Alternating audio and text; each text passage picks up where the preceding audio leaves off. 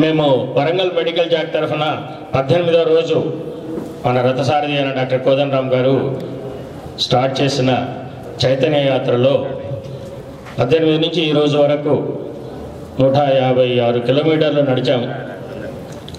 అందులో 2 గ్రూప్స్ చేసుకున్నాం టీమ్స్. అదే రోజు ప్రకటించాం కూడా. ఒక టీం ఏమో కంప్లీట్గా పాదయాత్ర చేస్తూ ఊర్లలో ఆగుతూ రోడ్డు మీద ఉన్న యువతను కూడా చైతన్యం చేస్తూ ఒక DCM సౌండ్ మ్యూజిక్ పెట్టుకొని ఒకళ్ళకి అందులోనే అడ్రస్ చేయడం జరిగింది.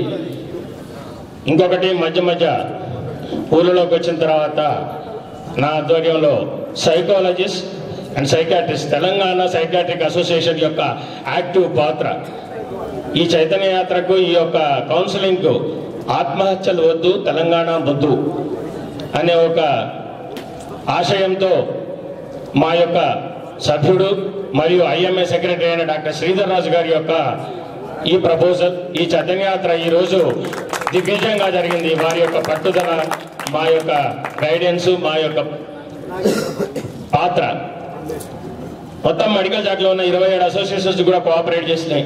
అంతకంటే మీ అందరికీ మనవించుకోవాల్సింది ఏంటంటే, మేము ప్రతి ఊర్లో అంటే గన్పూరు, రాంపూర్ నుండి మొదలు పెట్టుకొని ప్రతి ఇన్స్టిట్యూషన్స్లో ఒక 3 ఇన్స్టిట్యూషన్స్ ఒక దగ్గర.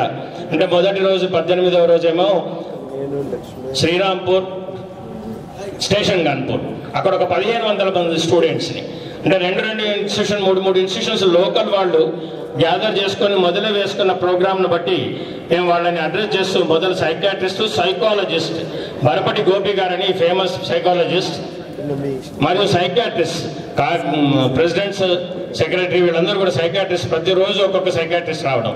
వాళ్ళకి మొదలు అసలు పర్సనాలిటీ అంటే ఏంటి, ఎందుకు నిరాశ చెందకూడదు జీవితంలో, వేటి కారణాలు, ముఖ్యంగా మనకు ప్రస్తుత కారణం ప్రస్తుత ఈ తెలంగాణ పోరాటం కాబట్టి అందులో నిరాశ చెందద్దు, అన్నిటికీ మూలం, అన్నిటికీ ట్రీట్మెంట్ తెలంగాణ సాధించడమే అని ఒక పర్సనాలిటీ డెవలప్మెంట్ క్లాస్ సైకాట్రిస్ట్ను సైకాలజిస్ట్ తీసుకున్న తర్వాత మేము పోరాట సారథ్యం అందరం కూడా తెలంగాణ పోరాటంలో ఎవరు కూడా ఎన్ని పార్టీలు, రాజకీయ పార్టీలు వమ్ము చేసినా, మోసం చేసినా, ఇప్పుడున్న ప్రస్తుత పరిస్థితుల్లో మీరెవరూ నిరాశ చెందకుండా ఆత్మహత్యలు చేసుకోకండి.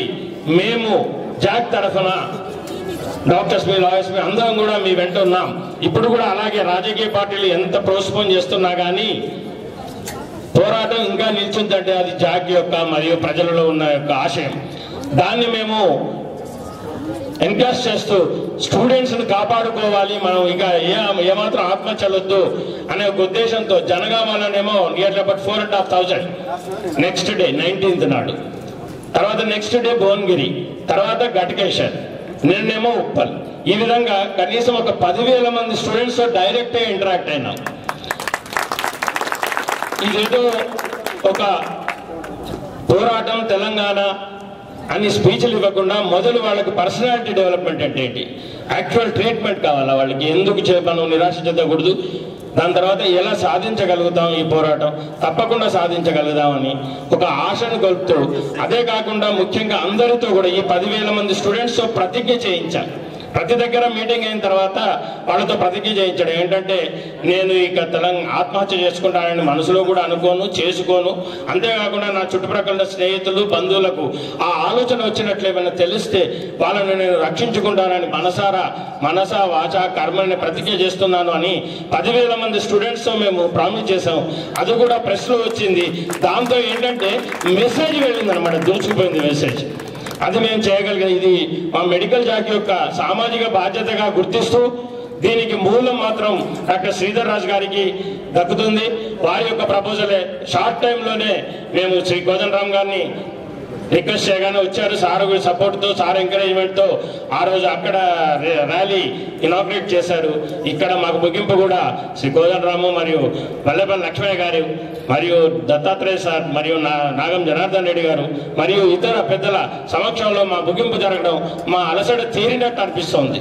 జై తెలంగాణ.